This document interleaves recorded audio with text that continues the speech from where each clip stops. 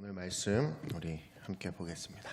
요한복음 14장 27절로 29절까지의 말씀 함께 보겠습니다.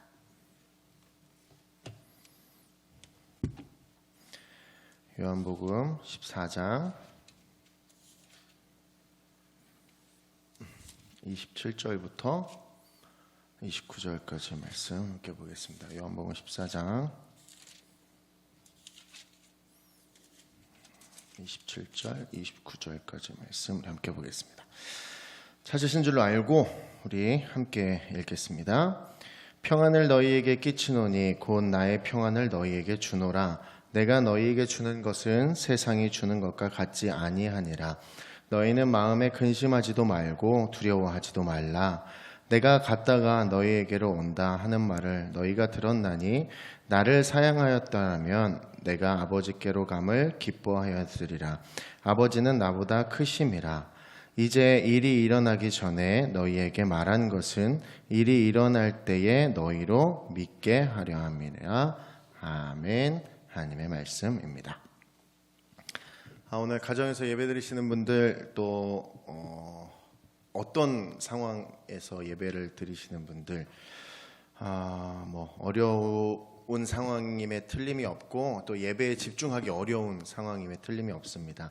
그렇지만 여러분들 안에서 하나님의 은혜와 또 하나님의 복을 온전히 경험하는 시간이 되었으면 좋겠습니다. 예배자로서의 나의 모습을 좀 떠올릴 수 있으면 좋겠고요. 무엇보다 온라인 생활이 익숙해지지 않으셨으면 좋겠습니다. 그 온라인 생활이 여러분 삶에 불편하였으면 좋겠습니다. 그래서 예배자로서의 나를 떠올리면서 내 인생의 예배의 의미에 대해서 좀 깊이 고민할 수 있는 차라리 그런 시간이 되었으면 너무 감사하겠습니다. 여러분들 이 어려운 시기에 요즘에 이제 여러분 요새 우리 교회 근처에 보다 보시면 강연 또 강의 막 이런 광고 뜨는 거 보시죠? 네.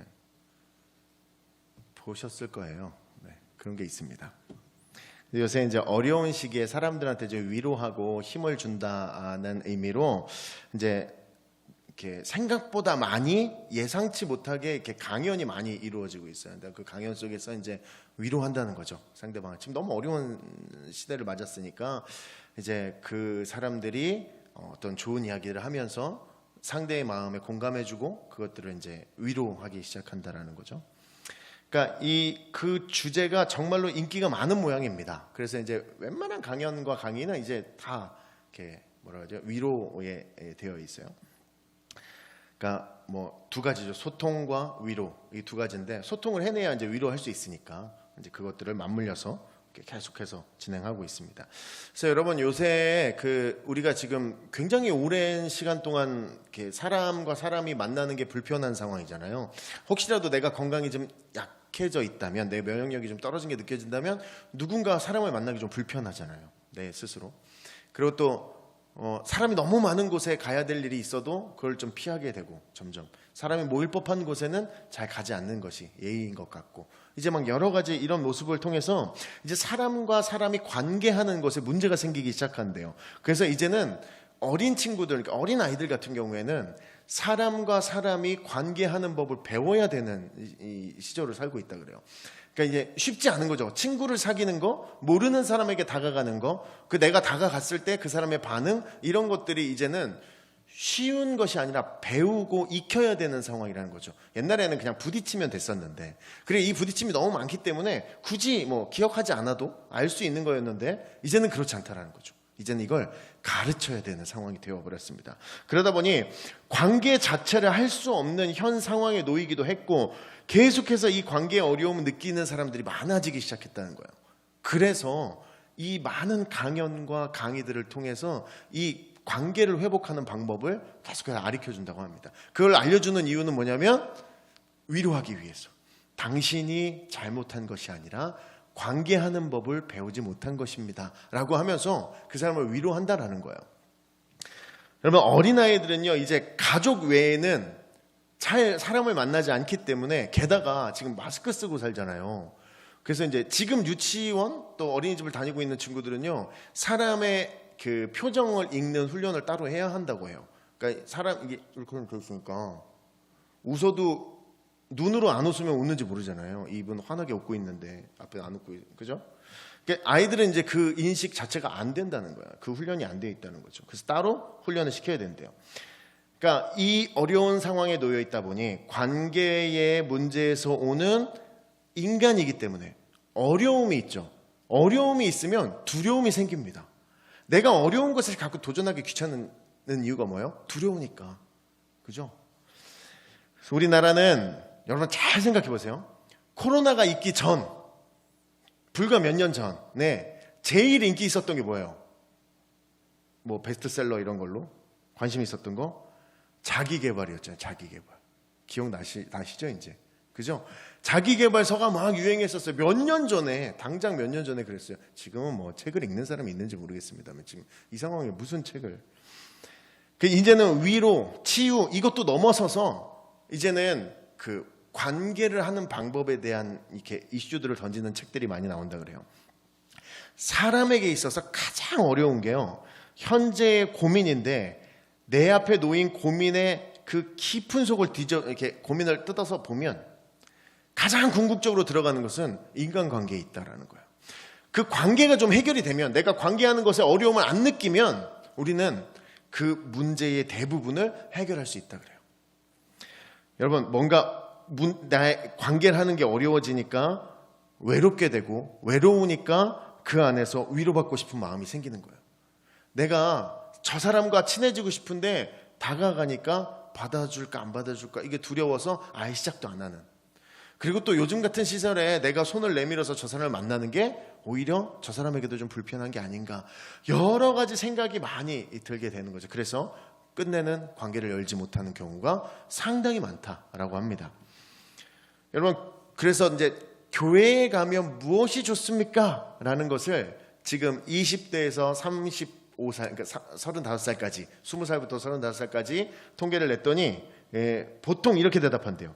교회에 가면 말씀이 좋고 기도하고 내가 원하는 것을 다 간구해서 내가 복을 받으니 너무 좋습니다 라고 하면 좋은데 그렇게 안 하고 대답 내용을 보면 이거래요. 그냥 교회 가면 마음이 편해서 그냥 거기 가면 내가 지금 잘 살고 있다는 걸 확인할 수 있어서 이 정도의 대답을 한다라는 거예요. 코로나 시대를 사는 지금 사람들에게 참 편해서 좋아서 여유 있어서 그래서 평안이라는 주제를 꺼내가지고 오면 참 불편한 이야기 중에 하나입니다. 왜냐하면 요즘 진짜 사회 전반적으로 또 내 삶의 깊이 이제 어려움 속에 놓여 있다고 해도 과언이 아니잖아요. 이제 뭐 예배도 뭐 어려움이 자꾸 하는 상황인데, 근데 이 상황에 평안이라는 주제를 꺼내 갖고 온다는 게 참 이게 좋은 걸까 이런 생각을 처음에 했었는데요. 오늘 말씀에 적고 있듯이 여러분 우리에게 예수님께서는 평안을 주시겠다고 약속하셨습니다. 예수님이 직접 약속하신 내용이었어요. 우리 모두에겐 이미 그래서 예수 그리스도의 평안이 있는 줄로 믿습니다. 우리의 삶에는 예수 그리스도의 평안을 이미 가지고 있다라는 것이죠. 그런데 우리 마음 가운데 걱정과 근심이 그대로 있다라는 거죠. 아직 여러분들 앞에 있는 그 코로나와 관련된 또 내가 먹고 사는 문제가 100% 해결이 안 돼 있다라는 거예요. 하나님께서 분명히 예수님께서 나에게 평안을 주시겠다고 하셔서 나는 믿기로 고백했으니까 나에겐 평안이 있는데 내 삶에 여전히 근심과 걱정이 계속해서 보인다라는 거죠. 이게 좀 해결이 돼야 내 마음이 평안한데 그 평안을 찾기가 어려운 상황이다라는 거죠. 코로나 상황을 해결해 주실 줄로 믿습니다. 이렇게 기도했습니다. 도와주시옵소서 했으면 이제 내 마음속에 평안과 평강이 흘러넘쳐서 내 앞에 나타난 문제가 문제로 안 보여야 되는데 계속해서 문제와 어려움이 눈앞에 보인다라는 거죠. 해결이 되지 않더라는 거예요. 하나님께로 받은 은혜가 가득하고 그 평강과 그 평안 때문에 내 마음이 뜨거워져야 되는데 내 앞에 보이는 건 계속 똑같은 고난과 어려움 뿐이다라는 것이죠. 평안을 주셨는데 왜 내 인생에 계속해서 똑같은 걱정과 근심이 그대로 있습니까? 여러분, 다른 신앙생활의 모습 중에 평안이라는 부분에 대해서는 우리가 유독 오해하는 부분 중에 하나가 있습니다. 예수님께서 주신 평안에 대한 큰 오해를 하고 있는데요. 우리는 항상 그 오해를 하고 있는데, 이 오해가 오늘 말씀부터 시작은 아니지만 이 말씀을 이해 못하면 평안에 대해서 다 좀 이해하기 어려운 그런 모습에 있어서 오늘 말씀을 좀 같이 좀 나누고 생각해 봐야 합니다. 흔히 이제 우리가 오늘 읽었던 말씀을 읽을 때 이렇게 얘기하죠. 그러니까 평안을 너희에게 끼치는 곧 나의 평안을 너희에게 주노라. 내가 너희에게 주는 것은 세상이 주는 것 같지 아니하리나 너희는 마음에 근심하지도 말고 두려워하지도 말라라고 하셨어요. 읽어보면 너무 은혜되는 구절이잖아요. 그렇게 약속을 하셨으니까, 주신다고 했으니까, 이미 나한테 있는 거니까. 근데 평안을 주신다고 하시면서 뭐라고 말씀하시냐면, 다시 한번 잘 읽어보시면 근심과 걱정을 없애주신다고 하지 않으십니다. 평안을 주는데 근심과 두려움을 우리가 갖지 말아야 된다고 이야기하시는 거예요. 그걸 없애주셔야 평안인 것 같은데 그게 아니라 그 생각을 하지 말라라는 거예요. 예수님의 평강을 얻기 위해서 두려워하고 근심하면 그럼 이 평안을 받을 수 없는 겁니까? 근심과 두려움이 없어지면 하나님의 평안을 바랄 필요가 있습니까? 두 질문이 부딪히죠. 우리의 큰 오해가 있는데 우리의 평안이 두려움과 문제와 연결되어 있다고 착각한다라는 거예요. 마치 나의 두려움과 문제와 어려움이 해결돼야 예수 그리스도께서 말씀하신 그 평안이 나타나는 줄로 안다라는 것이죠. 사실 이런 구조로 생각한다면 이것은 세상적인 평안입니다. 세상이 말하는 평안의 모습이에요. 무슨 얘기냐면 예수님은 세상과 다른 평안에 대해서 이야기하신다고 오늘 말씀에도 나와 있었습니다. 우리가 근심하면서 원하는 평안은 세상이 줄 수 있는 것을 바란다는 거죠. 흔히 우리가 걱정하고 근심하는 어려움들의 대부분은 그 세상이 줄 수 있는 것들이에요. 이 말은 스스로 해결할 수 있는 것들이에요. 마치 아니라고 얘기하는데 나의 미래를 걱정하죠. 본인의 미래를 걱정해서 취업, 결혼, 노후, 건강, 사업 다 걱정합니다. 근데 여러분 이거는 시간이 지나서 언젠가는 내가 원하는 만큼은 아닐지라도 이룰 수 있는 것들입니다. 시간이 지나면 언젠가 내가 하고 있을 만한 그것들이에요. 무슨 얘기냐면 지금 취업이 안 돼서 슬프고 어렵지만 내가 생각하는 것보다 좀 낮은 회사라도 나는 취업할 겁니다. 할 거예요. 시간이 지나면. 결혼을 못 해가지고 내가 사회에 뒤처지고 나 인생 잘못 살았나 이렇게 생각이 들더라도 시간이 지나면 내가 원하는 상대는 아니더라도 내가 적당한 선에서 아름다운 사랑을 하면서 결혼할 거란 말이죠. 노후를 걱정을 많이 해서 막 대비한다고 하는데 여러분 살아보셔서 아시겠지만 노후 대비 어디까지 해야 노후 대비해요? 몇 살까지 노후 대비를 해야 되는 거예요? 이런 식의 평안은요. 굳이 예수님이 주시지 않아도 다 얻을 수 있는 것입니다. 시간이 지나면 내가 얻어낼 수 있는 것들이에요. 그런데 오늘 말씀하시는 예수 그리스도께서 주시는 평안은 이런 모습이 이런 구조가 아니다라는 것이죠. 우리는 우리의 평안을 두려움과 근심에서부터 시작을 합니다. 평안을 떠올리면 내 앞에 어려움, 문제부터 떠올린다라는 것이죠. 두려움이 없으면 평안이라고 착각한다라는 거예요. 문제가 없으면 내 인생이 평안하다라고 생각한다라는 것이죠. 오늘 말씀은요. 두려움과 평안이 연관이 된 것 같지만 사실은 상관이 없는 문제임을 이야기하고 있습니다. 예수님의 평안이 우리에게 주는 내용의 전부가 아니다라는 것이죠. 문제가 없어져야 한다라는 내용도 아닙니다. 이것은 다른 이야기예요. 서로. 14장 1절 말씀 우리가 함께 보면 너희는 마음에 근심하지 말라 하나님을 믿으니 또 나를 믿으라 라고 이야기하십니다. 여러분 왜 이런 말씀하셨을까요? 마음에 근심하지 말라 하나님을 믿으니 또 나를 믿으라. 예수님이 제자들과 같이 있다가 이제 내가 너네를 떠난다. 앞으로 너희와 같이 있을 수 없다. 그래서 베드로가 따르겠습니다 라고 하니까 네가 나를 3번 부인할 거다. 그러니 제자들이 막 두려워합니다. 그래서 스승이 사라지는 것에 대한 두려움과 근심 그것들을 하지 말라라고 예수님이 이야기하십니다. 이 모습이 어떻게 보면요. 예수님이 제자들의 마음을 진정시키고 있는 것이 맞긴 합니다. 그럼 예수님이 주시려는 진짜 평안의 모습 그것이 어디에서 드러나냐면 평안이 두려움과 근심, 걱정을 해결하는 힘으로 작용하지 않는다라는 거예요. 예수님의 평안은 다른 것이 아니라 우리가 앞서 이야기 나눴던 관계에 있습니다.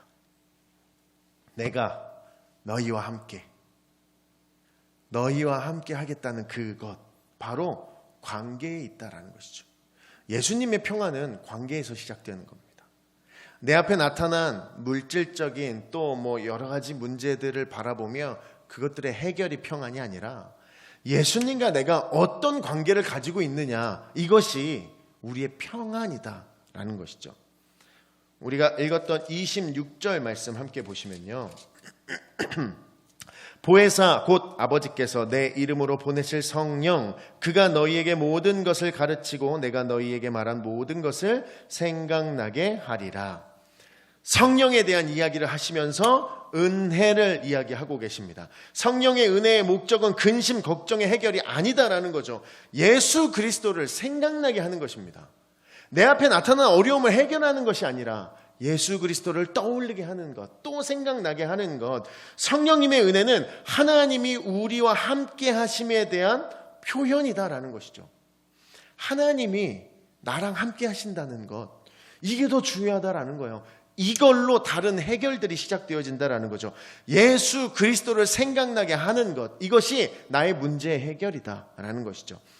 성령의 은혜는 우리와 함께 하심에 대한 표현이기도 하지만 예수님이 말씀하신 것도 이것과 동일한 이야기를 하고 계십니다. 요한복음 16장 33절에 이런 말씀이 있습니다.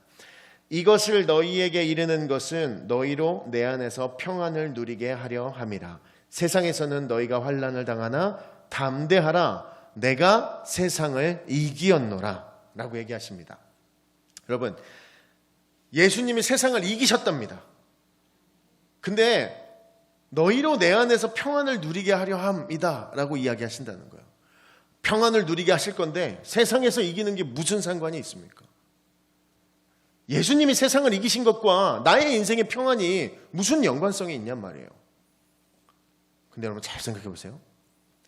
내가 그것과 관계없다라고 얘기하면 관계없어요. 아무 상관없는 얘기예요. 근데 내가 예수 그리스도와 관계가 있으면 그건 나랑 관계 있는 일이 되는 겁니다. 하나님이 내 아버지면 하나님의 일이 내 일이 되는 겁니다. 예수 그리스도가 나의 구세주이시면, 나와 1대1로 만나주신 그 구세주이시면 예수님의 일이 나의 일이 되는 것입니다.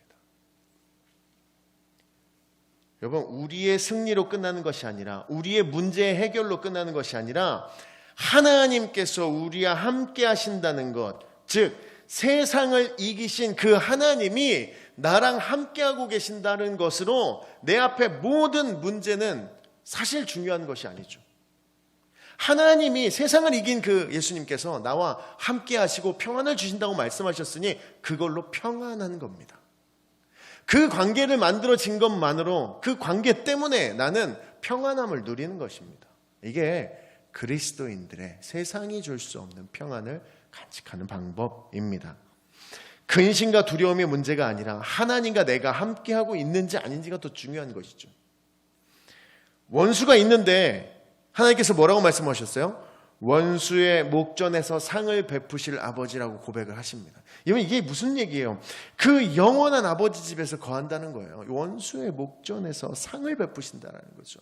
나의 문제는 아무것도 해결되지 않았습니다. 나의 상황은 변한 것 같지 않아요. 그렇지만 그 하나님께서, 세상을 이기신 그 하나님이 나랑 지금 함께 하신다는 것, 그 힘으로 세상을 살아나가는 것, 그것이 그리스도인들이 얻는 평안의 모습입니다. 문제와 걱정 없이 사는 게 아닙니다. 여호와께서 늘 나와 함께 하시는 것이 중요한 겁니다. 하나님 전에 영원히 거하겠다는 그 고백이 평안함을 고백하는 모습입니다.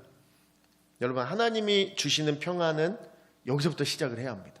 하나님이 주시는 평안은 여기서부터 생각하기 시작해야 됩니다. 우리는 항상 평안을 얘기하면 두려움, 근심, 문제를 먼저 떠올리는데 그것이 아니라 하나님과 내가 함께하고 있는가?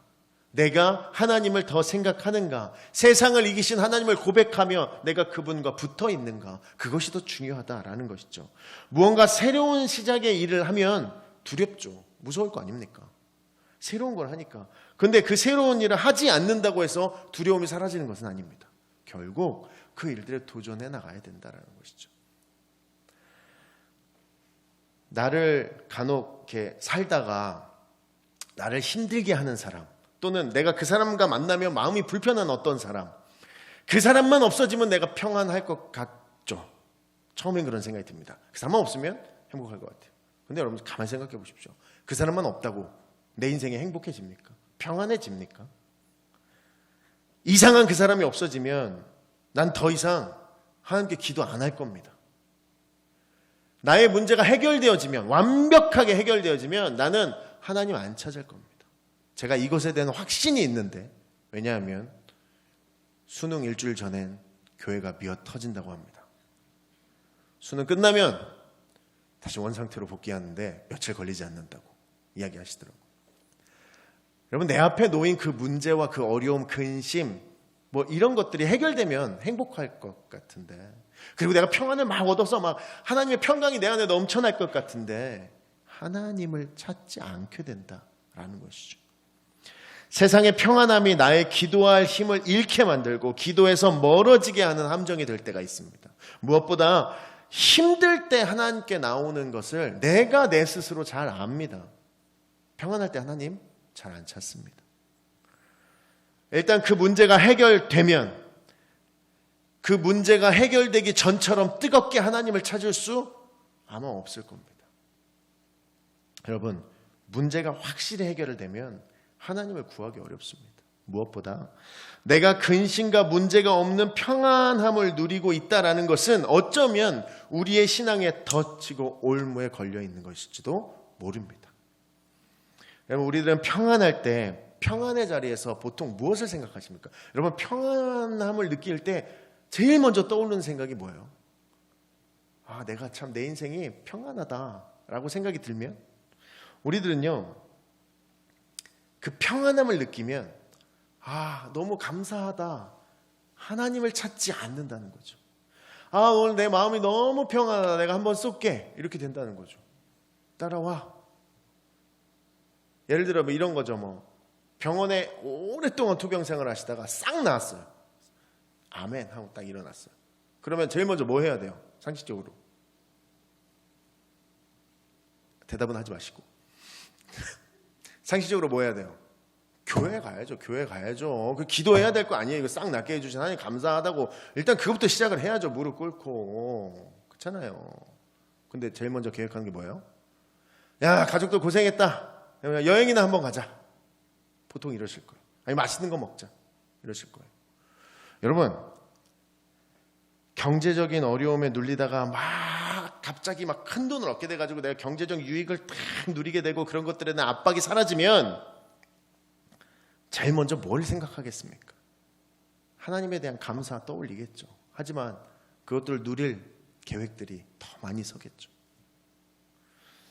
우리는 세상의 문제에서부터 평안을 찾기 때문에 더 큰 문제로 휘말릴 경우가 많이 있습니다.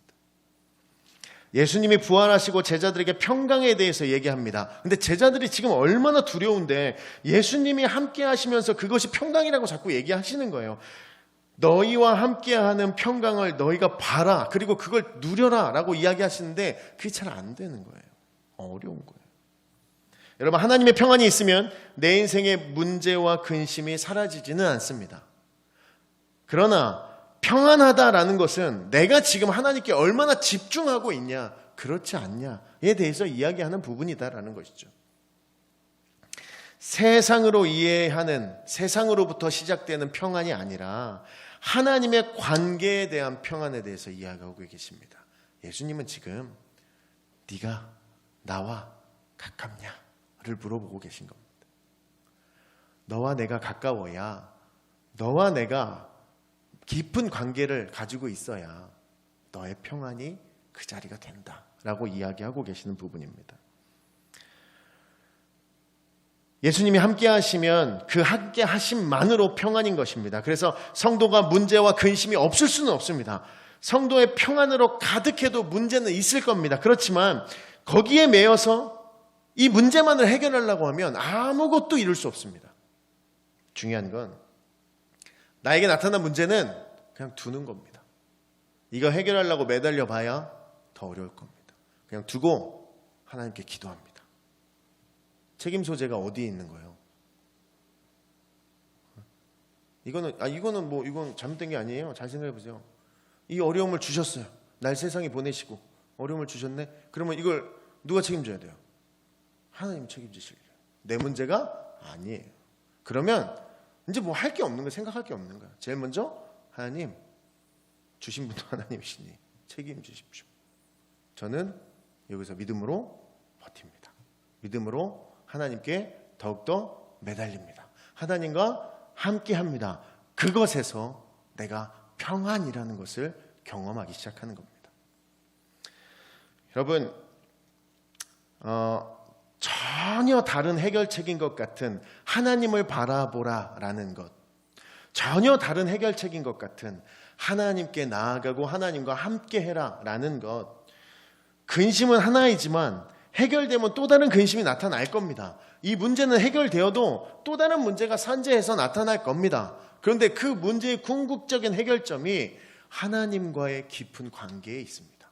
내가 하나님과 가깝다면 이 모든 문제가 문제로 다가오지 않습니다. 이 많은 걱정이 나에게 걱정으로 다가오지 않는다라는 것이죠. 하나님의 평강을 누리며 살아가게 된다라는 것이에요. 근심이 되면 근심해야죠. 그걸 기도 제목으로 올리고 하나님께 계속 아뢰야죠. 그러나 오래 머무르실 필요가 없습니다. 다시 하나님께 계속 내어놓으면 되는 겁니다. 너무 힘든 상황 속에서도 하나님의 능력을 기대하는 게 평안이고 성도의 능력이다라는 것이죠. 너무 괴로운 마음 상태일 때도 예수 그리스도를 떠올리며 그것들을 해결해 나갈 수 있는 소망을 붙드는 것이 세상이 주지 못하는 그 평안의 모습입니다. 교회 와서 예배 드릴 땐 마음이 평안하죠. 문 열고 나가면 두렵기 시작합니다. 왜 그래요? 교회에선 하나님 볼 수 있거든요. 나가면 하나님 잘 떠올리지 못하거든요. 그럼 두려운 겁니다. 늘 나와 함께 하시는 하나님을 보려고 내가 좀 시간을 들이고 애를 써야 합니다. 동행하려는 믿음이 있어야 진정한 평안을 누릴 수 있다는 것이죠. 내가 하나님과 함께 하려고 해야 나의 삶에 평안이라는 것이 나타나고 드러나는 것입니다. 여러분, 코로나 시대 때문에 정말 여러 가지 어려움들이 산재해 있습니다. 나의 인생의 여러 가지 문제들, 두려움, 그것들 속에서 하나님을 믿는 그 믿음, 그것을 통해서 나도 모르는 순간에 문제와 근심이라 불렸던 그 많은 것들이 하나님과 함께하는 것만으로 해결되어진 듯 평안이 찾아오는 것, 이것이 오늘 예수님께서 말씀하신 그 평안의 모습입니다.